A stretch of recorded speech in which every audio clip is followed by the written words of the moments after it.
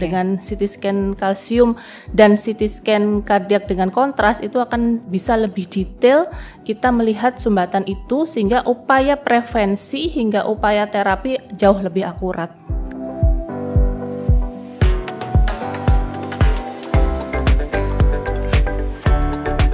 Halo Maya Friends, selamat datang di Maya Pada Hospital Podcast bersama dengan saya Dania Najmi. Hari ini Maya Friends kita akan membahas mengenai pentingnya mengecek kesehatan jantung Maya Friends. Nah, kenapa sih kita tuh harus ngecek kesehatan jantung kita padahal kita ngerasanya kita sehat-sehat aja kok, kita gak punya penyakit jantung gitu misalnya. Nah, ini tuh tetap penting Maya Friends soalnya. Nah, kalau penasaran, aku hari ini akan ngobrol-ngobrol dengan salah satu dokter dari Maya Pada Hospital Surabaya. Aku sudah ditemani oleh Dr. Saskia Diahan dari SPJPK, dokter spesialis jantung dan pembuluh darah, konsultan cardiac imaging. Halo Dr. Saskia. Halo Mbak Dania, halo Maya Friends semua. Sehat-sehat dok? Sehat. Oke, sudah siapkah sharing hari ini nih soal kesehatan jantung sama Maya Friends? Oke ya.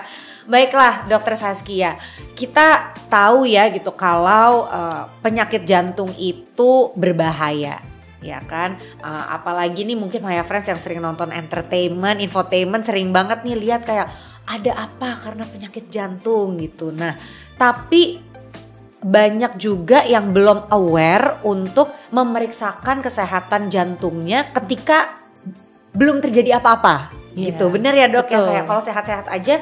Oh ya kita diam-diam aja deh, nggak usah ngecek-ngecek. Nggak ada keluhan juga. Nggak ada keluhan juga, jadi kita diam-diam aja gitu.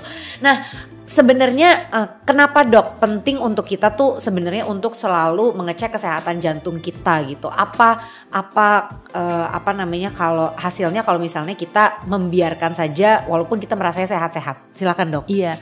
Jadi paradigma selama ini kan penyakit jantung itu menyerangnya pada usia tua Mbak Dania.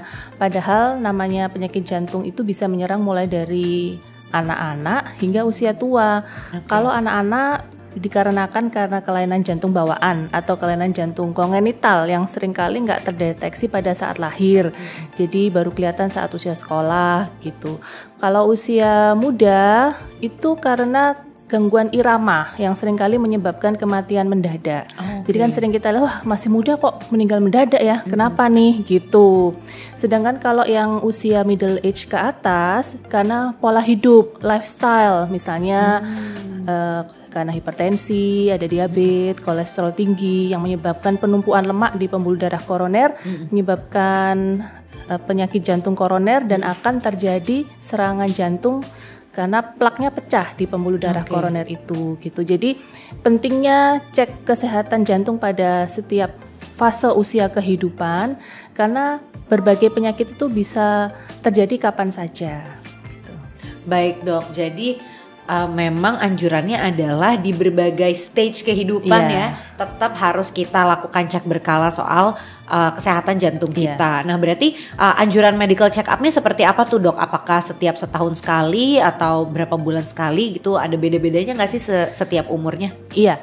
Kalau usia muda sudah ada keluhan misalnya dia pernah pingsan atau rasa berdebar, juga kita tracing familial historinya ada keluarga yang meninggal mendadak, itu memang sebaiknya cek.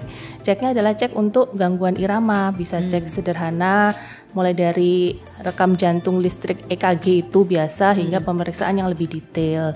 Sementara kalau sudah middle age kan tadi arahnya ke koroner, nah itu memang dianjurkan berkala, apalagi kalau punya faktor risiko banyak. Tadi faktor risikonya dari hipertensi, diabetes, merokok, genetik juga sih ada, kolesterol tinggi itu disarankan sih memang setiap tahun setelah usia 40 tahun ke atas untuk cek faktor risiko dan cek apakah memang punya jantung koroner atau tidak gitu. Oke, jadi memang setiap stage kehidupan ada masa-masa medical check up-nya ya yang harus kita ikuti. Baiklah, Dokter Saskia, kalau pemeriksaannya itu ada apa aja macamnya dan ada alat-alat khusus nggak sih dok yang dipakai gitu untuk mengecek itu? Oke, ini saya ambil yang jantung koroner dulu ya. Oke, jantung koroner tadi pemeriksaannya mulai, kalau kan seringkali nggak ada keluhan ya kalau jantung koroner, tahu-tahu aja serangan jantung gitu. Pemeriksaannya mulai dari pemeriksaan fungsi dan pemeriksaan anatomi.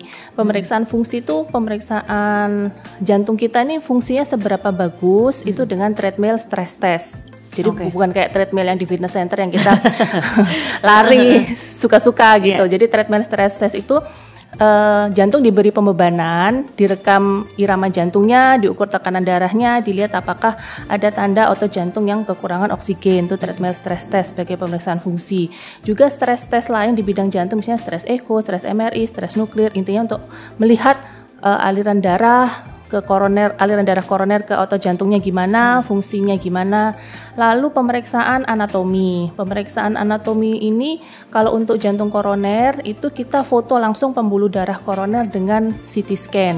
Karena CT scan itu sekarang di guideline terbaru itu kelas 1. Jadi kelas 1 itu indikasi kuat, misalnya ada orang dengan keluhan, juga ada faktor risiko yang banyak, itu dianjurkan untuk pemeriksaan anatomi pembuluh darah koroner dengan CT scan jantung. Baik dok, aku pernah baca juga ada yang namanya cardiac imaging. Iya. Kalau cardiac imaging tuh salah satu alat untuk mendeteksi juga nggak dok? Iya. Jadi cardiac imaging tuh kayak alat fotografinya jantung gitu. Cardiac imaging tuh bermacam-macam, mulai dari ultrasound base atau kita kenal namanya echokardiografi. Itu untuk lihat dalamnya jantung, dalamnya rongga jantung itu apakah ada klep bocor, apakah ada jantung bengkak, apakah ada pompa jantung lemah, dan kelainan-kelainan jantung bawaan. Untuk anak-anak tuh juga kita pakai USG jantung atau echokardiografi. Lalu CT scan base atau computed tomography base itu tadi CT scan untuk lihat pembuluh darah jantung dan pembuluh darah besar di sekitar jantung. Kemudian MRI, jadi magnetic resonance ini yang tanpa radiasi. Jadi MRI jantung itu untuk melihat kerusakan otot jantung ini seberapa parah gitu. Karena kalau misalnya orang ini habis serangan jantung kemudian udah dipasang ring terus kok masih tetap sering sesak. Nah, itu kita mesti lihat apakah otot jantungnya ini masih viable atau masih hidup atau sudah rusak. Itu antara lain dengan MRI jantung begitu. Nah apa aja dok kelebihannya dari cardiac imaging ini? Karena kalau aku lihat lagi cukup ramai ini dibicarakan cardiac imaging ini. Iya, yang widely used itu tadi USG jantung atau echo, CT scan jantung, dan MRI jantung. Ada beberapa lain misalnya nuklir, kardiologi, PET, kardiologi, SPECT juga kardiologi, itu bagian daripada nuklir kardiologi. Tapi karena penyimpanan radiasi di rumah sakit agak susah, jadi sekarang shiftingnya ke MRI jantung itu. Perbedaannya satu sama lain, kalau tadi kan ada berdasar ultrasound base, CT base yang ada radiasi atau MRI yang tanpa radiasi. Kalau CT itu lebih fokusnya ke pembuluh darah gitu. Jadi kan untuk jantung koroner kita itu punya pembuluh darah koroner itu ada 3, di bagian kanan, kiri depan, sama kiri samping. Jantung tuh lokasi di kiri dada sebelah kiri Mbak Davina. Nah itu dengan memberikan kontras kemudian di capture melalui alat CT scan, maka akan nanti tervisualisasi apakah jantung itu ada sumbatan atau tidak dengan CT scan jantung ya. Kemudian sumbatan itu nanti kita grading, apakah sumbatannya ini ringan, sedang, atau sudah berat. Itu untuk planning kita selanjutnya.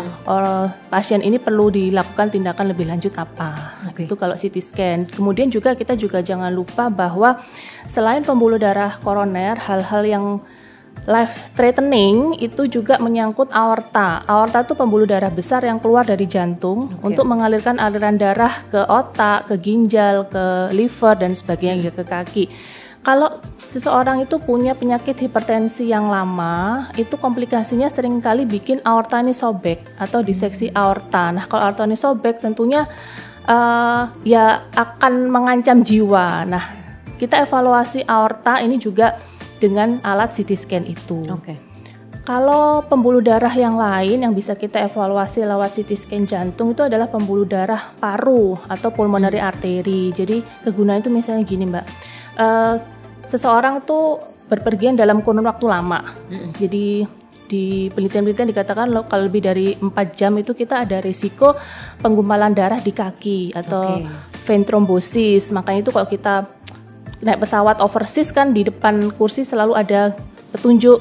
Kita mesti harus kayak banyak minum air, harus banyak berjalan di aisle gitu supaya nggak terjadi gumpalan darah di sistem vena kaki. Nah itu kalau lepas itu nyantolnya itu ke pembuluh darah paru. Jadi darah dari seluruh tubuh itu akan masuk ke jantung bagian kanan. Jantung bagian kanan itu akan bermuaranya ke pembuluh darah paru untuk nanti dikasih oksigen di paru-paru. Nah, kalau terjadi emboli paru, nah itu juga kondisi yang life threatening karena oksigen akan langsung ngedrop, akan sesak sekali. Nah, itu juga evaluasinya dengan alat CT scan jantung ini. Jadi kalau orang nyeri dada, sesak, masuk ke UGD, itu kita sekarang istilahnya melakukan triple rule out. Bukan hanya mengevaluasi pembuluh darah koroner jantung, tapi juga mengevaluasi pembuluh darah aorta dan pembuluh darah arteri pulmonal ini. Begitu, itu bisa dilakukan dengan CT scan sekaligus. Gitu. Kemudian yang tadi dengan MRI jantung, ya itu selain untuk kelainan-kelainan jantung bawaan seperti echo, jadi MRI jantung ini lebih menegaskan temuan-temuan di ekokardiografi atau USG jantung. Karena kalau USG jantung itu kadang ada keterbatasan, Mbak. Misalnya orang dengan sakit paru-parunya molor, itu kita susah ambil image yang bagus dengan echo, atau seseorang dengan breast implant silikon itu kita susah untuk ambil view di echo. Jadi MRI ini lebih tidak ada kendala untuk ngambil gambar structure di dalam rongga jantung. Jadi MRI jantung ini tadi selain untuk lihat dalamnya rongga jantung juga jaringan. Misalnya tadi kerusakan otot jantung akibat serangan jantung, juga kalau ada tumor atau bentukan-bentukan aneh di dalam jantung, kelainan-kelainan yang genetik diwariskan, misalnya penebalan otot jantung yang berlebihan atau penyakit-penyakit infeksi otot jantung, itu kita bisa evaluasi dengan MRI jantung gitu. Oke, baik Dokter Saskia. Jadi kalau dari penjelasannya dokter, kalau boleh aku simpulkan, nanti kalau salah dikoreksi ya Dok. Siapa tahu Maya Friends juga ada yang nangkepnya kayak aku nih. Dengan cardiac imaging itu berarti kita bisa melihat dalamnya jantung dengan lebih jelas, sehingga diagnosisnya juga bisa jadi lebih akurat dan penanganannya juga lebih akurat dan cepat gitu ya. Betul. Dok ya. Dalamnya jantung dan sekitar jantung. Gitu. Oh, dalam dan sekitar. Jadi kalau misalnya memang sudah ada komplikasi atau apa, kita bisa lihat dengan lebih cepat gitu ya Dok ya. Satu sama lain berkaitan soalnya. Oke, wow. Nah, kapan Dok cardiac imaging ini harus dilakukan? Apakah kalau baru medical check up biasa-biasa aja tuh udah bisa dilakukan gitu atau gimana? Jadi seringkali sekarang medical check up di Maya Hospital juga itu menggabungkan antara functional test dengan anatomical test untuk pemeriksaan atau screening jantung koroner. Penggabungan antara laboratorium untuk lihat faktor risiko, kolesterol, gula dan sebagainya, kemudian treadmill stress test sebagai pemeriksaan fungsi, dan CT scan kalsium. Nah, CT scan kalsium ini merupakan bagian daripada CT scan jantung tapi yang tanpa kontras, sehingga bisa dilakukan sebagai screening gitu. Jadi akan lebih komprehensif, karena kalau pakai treadmill stress test aja seringkali itu kurang bisa mendeteksi adanya plak atau sumbatan di pembuluh darah jantung koroner. Dengan CT scan kalsium dan CT scan kardiak dengan kontras itu akan bisa lebih detail kita melihat sumbatan itu, sehingga upaya prevensi hingga upaya terapi jauh lebih akurat gitu. Oke, terima kasih banyak Dokter Saskia. Nah, untuk Maya Friends nih, kalau ada yang mau melakukan cardiac imaging, nggak perlu jauh-jauh ke Jakarta ya kalau untuk warga Jawa Timur atau di Indonesia Timur, karena di Mayapada Hospital Surabaya sudah tersedia layanan cardiac imaging. Jadi boleh langsung Maya Friends yang mau memeriksakan kesehatan jantungnya untuk langsung pergi ke Mayapada Hospital Surabaya. Baiklah Dokter Saskia, untuk menutup perjumpaan kita di episode kali ini, boleh nih Dok kasih tips dan trik buat Maya Friends yang ada di rumah, gimana sih caranya supaya kita bisa dengan mudah menjaga kesehatan jantung kita? Silakan Dokter Saskia. Iya, jadi berapapun umur kita, kalau memang ada keluhan ataupun tidak ada keluhan, itu bisa cek jantung. Saya anjurinnya gini Mbak, kita kan semua pasti udah punya smartphone ya. Nah, di situ kita klik aja di Google atau mesin pencari yang lain heart attack risk calculator. Kemudian kita pilih aja salah satu website di situ. Nah, kita bisa masukkan umur, kita masukkan hasil lab, masukkan keluhan, masukkan kebiasaan kita merokok enggak atau ada hipertensi dan sebagainya. Nanti akan keluar hasilnya apakah kita ini berisiko untuk serangan jantung atau tidak. Untuk memastikan bisa dilakukan pemeriksaan lanjutan di Mayapada Hospital. Kita bisa ada treadmill, kita ada CT scan jantung, kita juga ada Holter monitoring untuk misalnya mendeteksi kelainan-kelainan irama jantung yang menyebabkan kematian mendadak pada anak muda, juga USG jantung atau ekokardiografi. Ekokardiografi kita juga lengkap, Mbak. Jadi mulai dari ekokardiografi biasa sampai ekokardiografi endoskopi yang dimasukkan lewat mulut untuk lebih detail mengevaluasi kelainan-kelainan di dalam jantung gitu. Baiklah, terima kasih banyak Dr. Saskia atas waktunya di episode kita pada hari ini. Dan untuk my friends, terima kasih banyak sudah menonton episode ini hingga akhir. Jangan lupa untuk like, comment, dan subscribe di YouTube Mayapada Hospital. Dan juga untuk informasi lebih lanjut bisa di follow Instagramnya di @mayapadahospital. Salam selangkah lebih sehat, Mayapada Hospital, teman sehat gue.